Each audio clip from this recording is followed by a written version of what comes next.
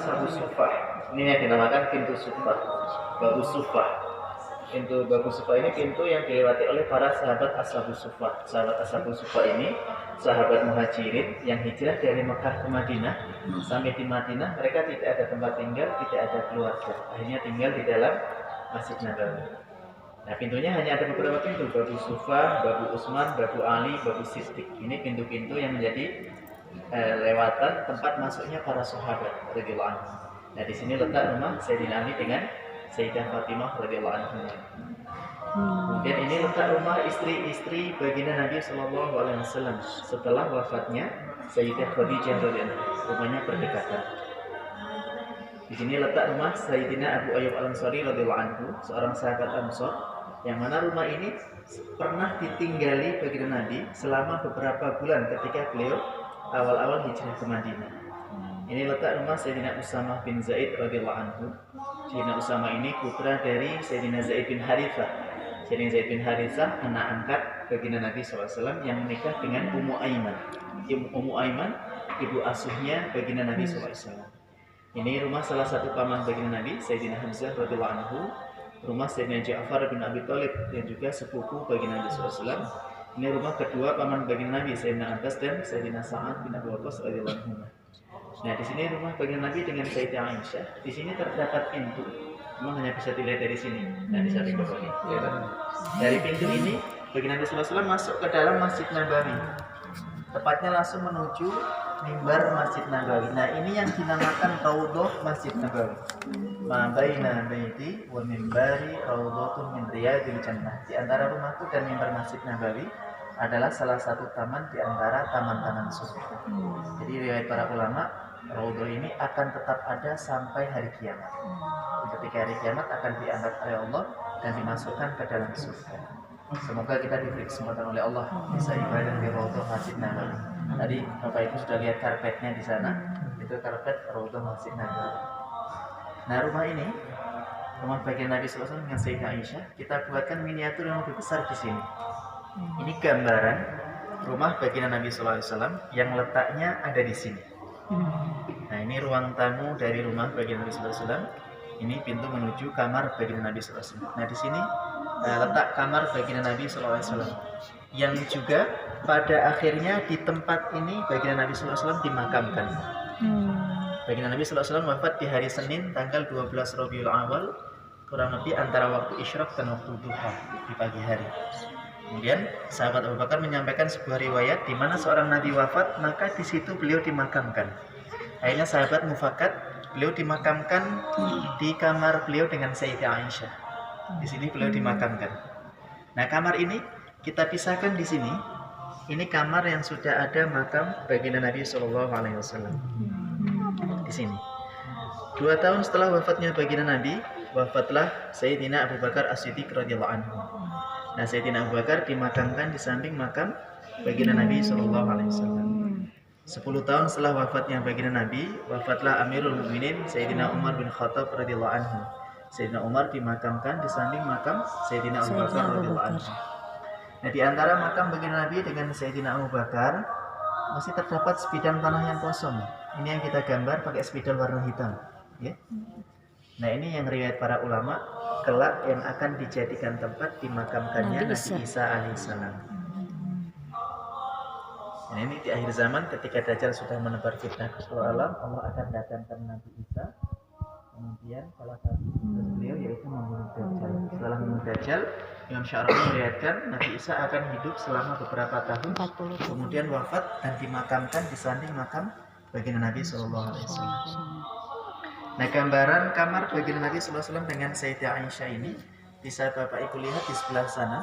Nah, kita buatkan ini sedikit gambaran dari kamar baginda Nabi Sallallahu Alaihi Wasallam dengan Sayyidah Aisyah radhiyallahu anha.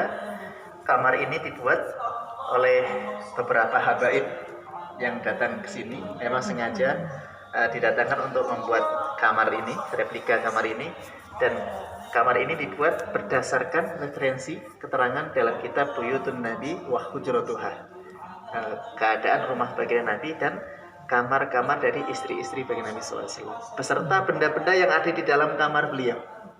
Keterangannya, di dalam kamar beliau terdapat sebuah tempat penggilingan gandum. Kemudian ada tempat penyimpanan gandum. Ini tempat penyaringan gandum setelah digiling. Kemudian ini tempat menyimpan air. Ini tempat wadah susu yang tadi kita lihat di sana ada.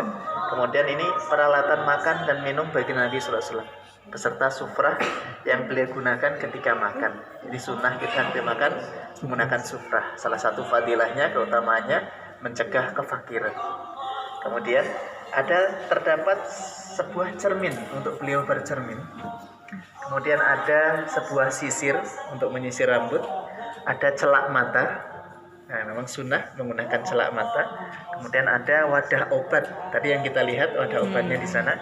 Kemudian ada lampu untuk penerangan kamar beliau. Kemudian terdapat salah satu pedang baginda Nabi SAW. Dalam riwayat beliau punya kurang lebih, ada riwayat menyatakan 7 pedang, ada yang menyatakan 9 pedang.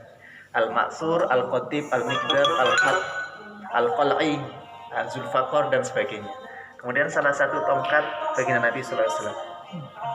Kemudian ada bukhur yang dinyalakan menggunakan arang, kemudian mengeluarkan asap dan mengeluarkan harum, bau yang harum untuk pengharum ruangan. Biasanya dari kayu gaharu. Nah, kemudian ini alas dari tikar yang beliau gunakan untuk beliau sholat.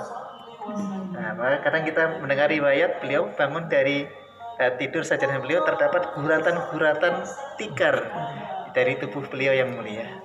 Kemudian ini pintu menuju Masjid Nabawi, menuju Raudhah Masjid Nabawi. Jadi rumah beliau hanya berbatasan sebuah pintu, tepatnya sebuah satir.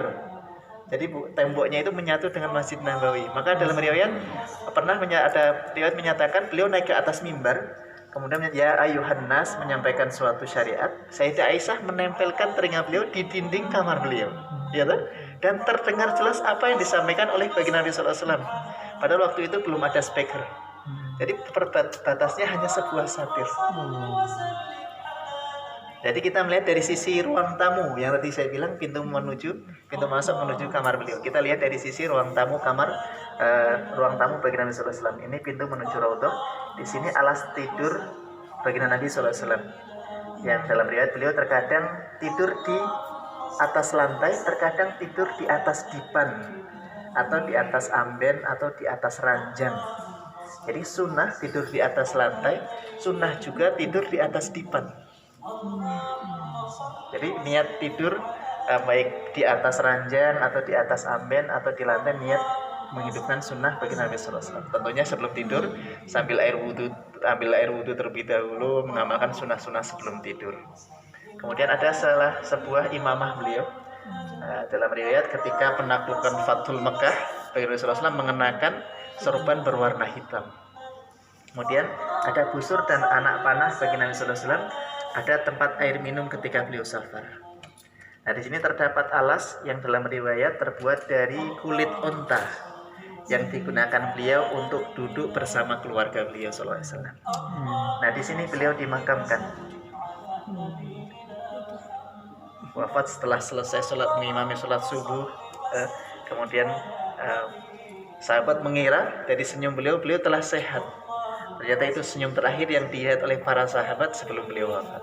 Jadi sempat mengimami sholat subuh ya? Sempat mengimami sholat subuh. Kemudian di sini makam Sayyidina Abu Bakar, di sini makam Sayyidina Umar. Nah, di sini yang menurut riwayat kelak yang akan dijadikan tempat dimakamkannya Nabi Isa alaihi salam. Yang bisa bayangkan begitu teramat sederhananya kamar baginda Rasulullah dengan Sayyidah Aisyah. Dan setelah ada makam-makam beliau, Sayyidah Aisyah tinggal di tempat yang teramat sederhana ini sampai beliau wafat. Jadi semenjak wafatnya baginda Nabi, Sayyidah Aisyah masih tinggal di kamar ini.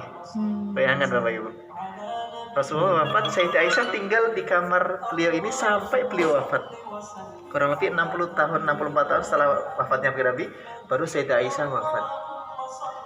Hanya ketika terdapat makam Sayyidina Umar dibuat hijab, dibuat satir, karena Sayyidina Umar bukan mahram dari Sayyidah Aisyah.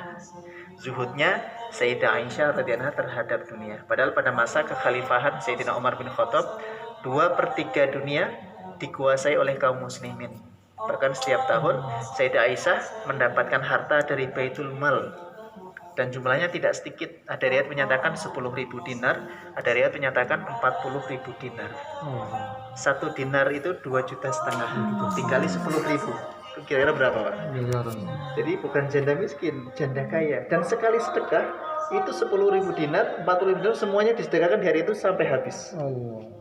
Sampai ketika ada riwayat beliau sedang berpuasa, kemudian hari itu mendapatkan harta dari Baitul Mal. Pada hari itu juga harta tersebut dihabiskan. Dan beliau lupa kalau pada saat itu Sayyidah Aisyah sedang berpuasa. Sehingga ketika berbuka puasa tidak ada sesuatu yang bisa beliau makan. Hanya berbuka dengan seteguk air. Jadi zuhudnya lah satu, kemudian Sayyidah Aisyah di kecerdasan beliau dalam menghafalkan syariat, dalam menghafalkan hadis-hadis baginda Nabi, dan juga zuhud terhadap dunia. Dan akhirnya wafat dan dimakamkan di pemakaman Baqi. Semoga kita semua dengan melihat gambaran kamar baginda ini menambah mahabbah kita kepada baginda Nabi sallallahu alaihi wasallam, dan semoga kelak di akhirat kita mendapat syafaat dari baginda Nabi sallallahu alaihi wasallam. Amin. Silakan boleh diambil foto di sini.